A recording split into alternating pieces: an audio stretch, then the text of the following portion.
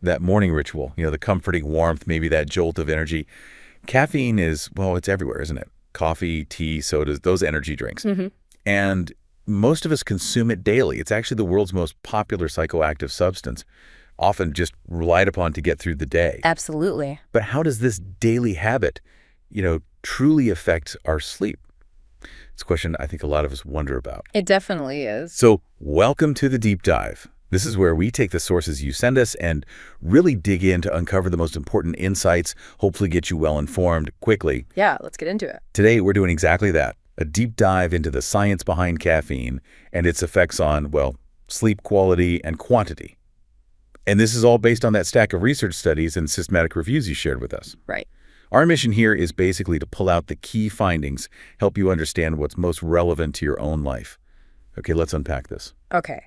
So the starting point, I think, confirmed by lots of systematic reviews, is pretty clear. Caffeine typically disrupts sleep.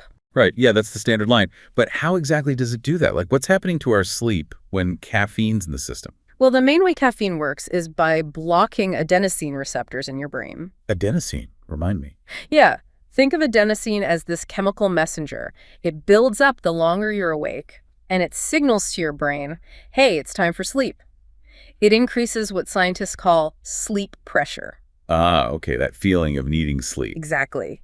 And by blocking those receptors, caffeine essentially interferes with that natural signal. It's almost like putting tape over a sensor that tells your body it's getting tired. So it's preventing that signal from getting through, the signal that tells your brain it's tired. Precisely. And studies, using objective measures, they show several effects when caffeine is consumed, especially relatively close to bedtime. Okay, like what? Well, for you, this often means it can take longer to fall asleep. That's called prolonged sleep latency. Right, tossing and turning. Total sleep time is often reduced too. And sleep efficiency, that's the percentage of time you spend in bed actually sleeping, that can decrease as well. And people just feel it too, right? Yeah, people frequently report that their sleep just doesn't feel as good. Worsened perceived sleep quality. And what about the different stages of sleep? Does it, change the architecture of our sleep overnight? Yes, absolutely. Research consistently shows a reduction in slow-wave sleep. That's the deep sleep. That's the really deep restorative stage, sometimes called NREM sleep, non-REM sleep. It's the bit before you typically start dreaming intensely. Got it.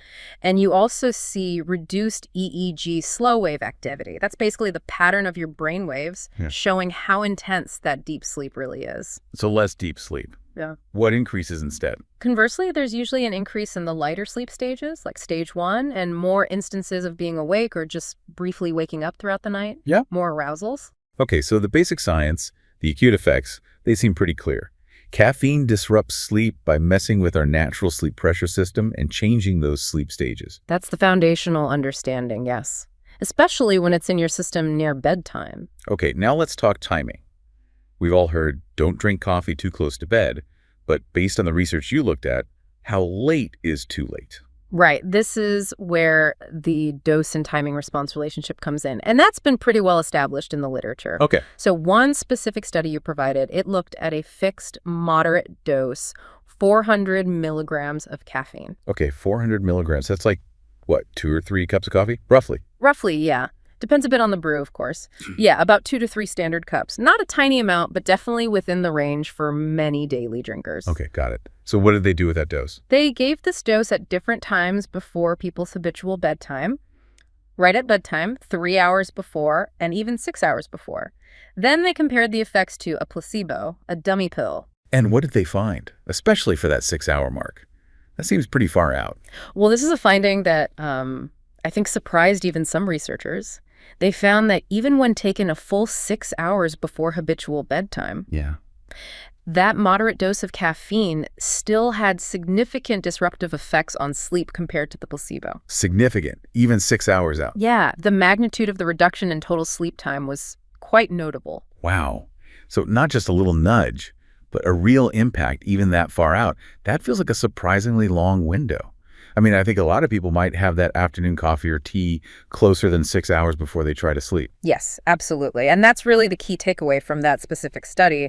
The results give strong empirical support, like actual data backing it up for the common sleep hygiene advice. Avoid substantial caffeine use for a minimum of 6 hours prior to bedtime. So it gives us a concrete number backed by research. Exactly. It shows just how long caffeine can hang around and influence your system, even if you don't subjectively feel those stimulating effects anymore. But you hear stories, right? Not everyone reacts the same way. Some people claim they can drink an espresso and just, poof, go right to sleep. You're absolutely right, and the research definitely acknowledges that. Responses vary, sometimes quite significantly, between individuals. That's why you hear such different anecdotes. Why is that, though? Is it just, like, personal tolerance built up over time, or is there more going on? It seems to be more complex than just tolerance. Genetics actually play a pretty significant role. Genetics? How? Well, you have variations. They're often called functional polymorphisms in specific genes.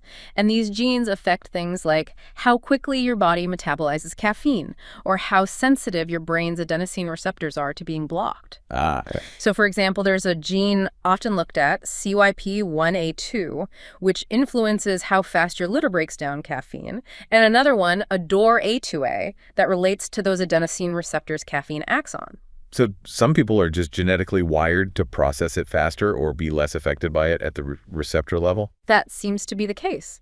Some people are just genetically predisposed to be faster metabolizers or maybe have different receptor sensitivity, and that could make them less vulnerable to caffeine's sleep-disrupting effects. So the espresso and sleep person might genuinely just have genes that clear caffeine super quickly. That's certainly one potential explanation. Based on the research, yeah. Yeah. And age also seems to matter. There's some evidence suggesting older adults might be more sensitive to caffeine's effects on sleep compared to younger adults. That's good to know, too. And thinking about the studies themselves, were there limitations on who they actually studied? Does that affect how we should interpret these findings for ourselves? Yes, that's a really important point. It's a caveat mentioned in the reviews and some of the specific studies. Many of those foundational studies, the ones confirming these acute effects, were conducted primarily on male adults, often from Western countries. Mostly men. Often, yeah. And one of the studies on chronic use specifically focused on young adult men. So this means we need to be a bit cautious about generalizing these results directly to, say, women or other age groups. Hormonal differences, other factors, they could influence caffeine metabolism and its effects. Right, so the findings are strong, but my individual experience might still differ based on factors like sex or age. Exactly. It highlights that crucial individual variability. Okay, so summing up so far, acute caffeine, especially closer to bedtime, it disrupts sleep. Timing matters. That 6-hour window is key. And your personal biology, like genetics and age, plays a big role. That's a good summary of the acute picture. But what about people like me, maybe, who drink caffeine every single day? Do we just adapt? Does it affect us differently? Now this is a really interesting area the sources get into. It adds some significant nuance to the whole picture. Okay, I'm ready for nuance. So one study you shared specifically investigated habitual daily caffeine intake. We're talking 300 to 600 milligrams per day. Okay, so regular users. Regular users, yeah. Young adult men in this case. And they were consuming it during daytime hours, with the last dose taken 8 to 15 hours before their usual sleep time. So crucially, they're used to caffeine, and they're having it earlier in the day, not right before bed. Exactly. And here's the striking finding, maybe even counterintuitive. Lay it on me. After 9 days on this daily regimen, standard objective sleep measures things like total sleep time, sleep efficiency, the time spent in different sleep stages, and even their subjective reports of sleep quality. Yeah. Showed no significant differences compared to when they were taking a placebo. Wait, what?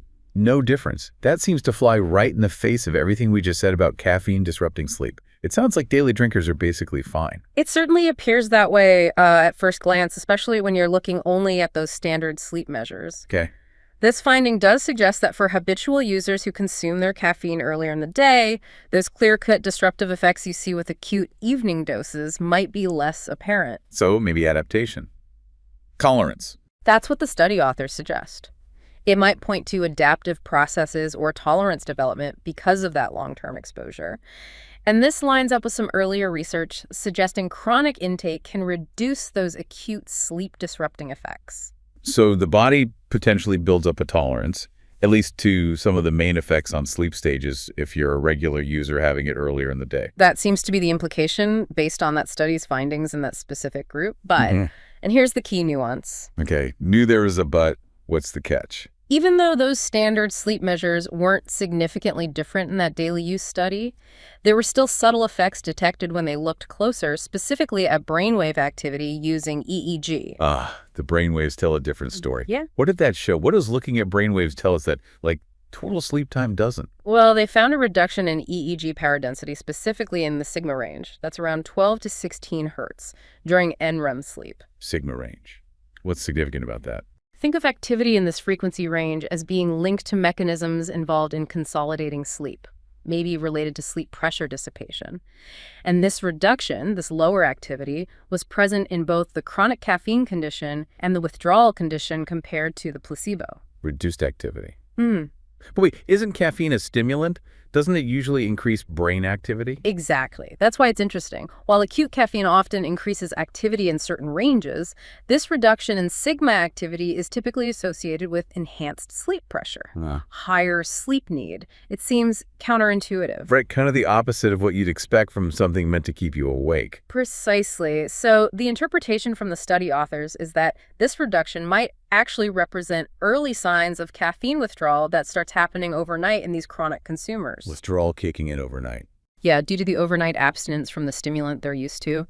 It could be reflecting underlying changes in that whole adenosine system caused by the repeated caffeine exposure. It suggests that even with daily, earlier daytime use, your body is still constantly reacting dynamically to the presence of caffeine during the day and then its absence overnight. Wow. Okay, so even if you're a habitual daytime user and your total sleep time or deep sleep quantity looks okay on paper, your brain might still be showing these subtle signs of adapting to and then withdrawing from caffeine every single night. That feels kind of sneaky. That's the more complex picture the brainwave data seems to paint, yes. It suggests there's more going on than just whether you're getting your 8 hours in. And how does all this tie into how we feel and function during the day? I mean, we drink caffeine to feel more alert, right? To perform better. Yes, absolutely. That's the primary reason for many people. But the sources bring up this really interesting idea that while caffeine certainly does enhance performance and alertness, some of those perceived benefits might simply be the reversal of deficits caused by caffeine withdrawal. The withdrawal reversal hypothesis. I've heard of that. So the idea is my morning coffee isn't actually boosting me above my normal baseline.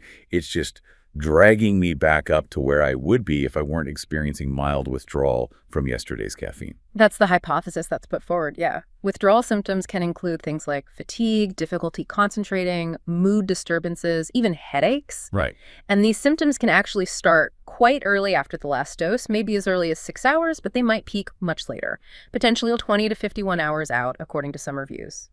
That specific study on young men found subjective withdrawal was noticeable around 31 hours after the last dose in their specific withdrawal condition. So that afternoon slump some people get, that could actually be mild withdrawal setting in. It's certainly possible, yeah. Now, some studies do suggest there might be a net benefit from caffeine on performance, something beyond just reversing withdrawal. Okay. But the authors emphasize that more research is really needed here, especially looking at populations who aren't regular caffeine consumers to fully clarify this complexity. Makes sense. But regardless of the exact mechanism, the sheer convenience and accessibility of caffeine compared to, say, consistently ensuring you get enough restorative sleep definitely contributes to its continued widespread use for trying to enhance performance. Yeah, it's just easy. Okay, so beyond just sleep structure and these withdrawal dynamics, does caffeine impact other aspects of our well-being, like mood or just how we feel overall? Yes. One study specifically looked at that. The effect of caffeinated coffee on mood, sleep, and something called health-related quality of life. Health-related quality of life. What does that mean exactly? It's basically a measure of how your health impacts your overall well-being and your ability to live your life the way you want to. It covers different domains: physical, mental, social. Got it. So what did they find there?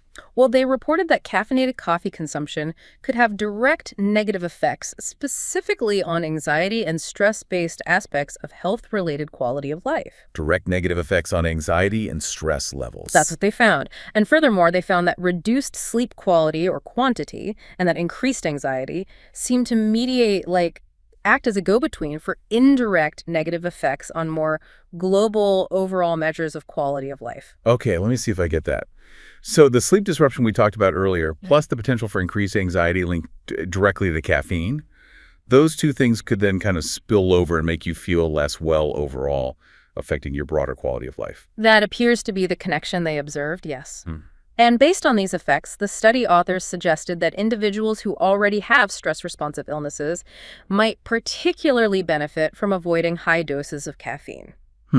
That's an important consideration for anyone prone to anxiety or stress. Definitely. And what about other mood effects? Like, did they look at depression? They did, but the findings in that specific study regarding depression were actually inconsistent with some previous research. Oh. Yeah, it highlights that more studies are needed to really understand how caffeine impacts depression across different dosages and different populations. It doesn't seem to be a simple, clear-cut relationship. It might depend heavily on the dose, who is being studied, or other factors we don't fully understand yet. Okay, right. So not as clear on depression, but a potential link to anxiety and stress impacting quality of life. Correct. Okay, wow. We have covered a lot here. Acute effects, timing, individual differences, those nuances of habitual use, the subtle brain changes, withdrawal, and now effects on anxiety and quality of life. Let's try and bring this all together. Synthesize it for the listener. So what does this all mean for you listening right now? Okay. Well, I think it means the picture is definitely more complex than just caffeine is bad for sleep. The research is very clear that caffeine acutely disrupts sleep, and timing is critical. That 6-hour window before bed really does have significant empirical support. Right, the 6-hour rule seems pretty solid based on that evidence. Yes. However, for people who consume caffeine daily, but mostly during the daytime, the effects on those standard sleep metrics, total time, stages might be less pronounced. And that could be due to adaptation or tolerance development, at least in the specific populations they studied. And this is the big, but that doesn't mean there are no effects happening with habitual use. Exactly right. Even with daily daytime use, those subtle changes in brain activity, the EEG findings, are detectable. They suggest ongoing adaptation and the potential for overnight withdrawal effects, even if those withdrawal feelings don't fully manifest subjectively or show up in standard sleep measures until maybe much later. And then there's the other piece. Plus, caffeine can directly impact anxiety and stress-related quality of life, which then seems to indirectly affect your overall sense of well-being. And layered over all of this is the fact that it varies based on your unique genetics, your age, potentially your sex. Yes. Individual variability is a huge theme throughout all this research. Your mileage, as they say, may vary significantly. So what here? The takeaway seems to be that understanding these complexities helps you evaluate your own caffeine habits, maybe more realistically. It's not just about avoiding it right before bed anymore. Right. It's considering the dose, your own sensitivity, the potential role of withdrawal in how you feel day to day, and recognizing that its convenience for performance, well, it comes with potential trade-offs for your sleep and maybe your anxiety levels, even if you think you fully adapted. Exactly. It helps us move beyond those simple blanket rules to a more nuanced understanding of this really dynamic relationship your body has with caffeine. This has been a really, really insightful deep dive into, well, our daily dose of wakefulness. We've seen how caffeine definitely alters sleep acutely, quite powerfully, but also how chronic use introduces these layers of adaptation, subtle effects like overnight withdrawal, even if the standard sleep measures seem less impacted on the surface. It's like this constant negotiation going on in the body between the presence and absence of the stimulant. Yeah. So given those clear acute effects, the possibility of subtle ongoing impacts, even with chronic daytime use, that link to anxiety we discussed, and all the variability between individuals, this really raises an important question for you, the listener, to think about. How can you best balance the perceived benefits you get from your caffeine consumption with the goal of achieving truly restorative sleep? How do you factor in your own individual sensitivity and acknowledge the subtle ways your body might be adapting and reacting to withdrawal? What stands out to you from all this?